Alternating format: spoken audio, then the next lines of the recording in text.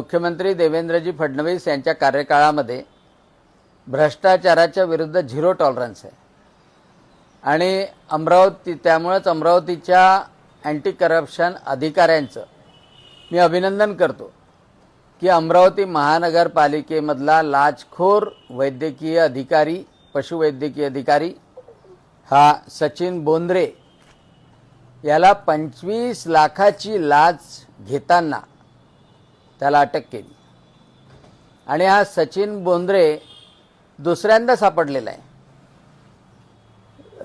प्रत्येक वेळेला गोरक्षक जेव्हा त्याच्याकडे जातात, या ईदेच्या वेळेला जेव्हा गायीच्या संदर्भात त्याला वारंवार सूचना दिल्या होत्या, तर बोगस टॅगिंग करायचं, गोरक्षणामधली जनावरं सोडण्याकरता काही कसायांना बोगस टॅगिंग करून ते जनावरं हँडओव्हर करायचे, हे याचं काम होतं आणि त्याच्यामुळे त्या सगळ्या निरपराध गायींचा कत्तल झालेल्या गोवंशाचाही शाप याला भोवला।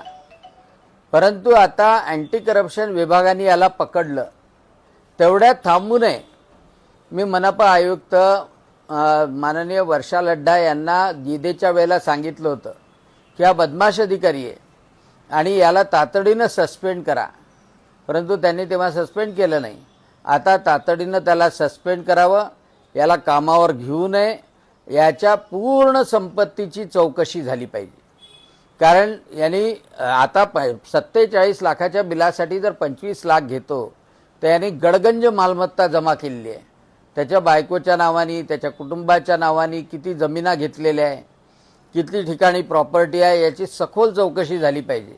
आणि अशा माणसाचं 5 वर्षापर्यंत केस नका चालू देऊ, 1 वर्षाच्या आत निकाल लागून याला खडी पोडायला तुरुंगात पाठवलं पाहिजे। आणि म्हणून आज अँटी करप्शन विभागाच्या अधिकाऱ्याचं मी निश्चितपणे अभिनंदन करतो, माननीय देवाभाऊचंही अभिनंदन करतो की गोहत्येला संरक्षण देणारा हा पशुवैद्यकीय अधिकारी आज अँटी करप्शनच्या जाळ्यामध्ये अडकला आणि त्यामुळं त्याला त्याच्या पापाचे फळ भोगावे लागणार आहे।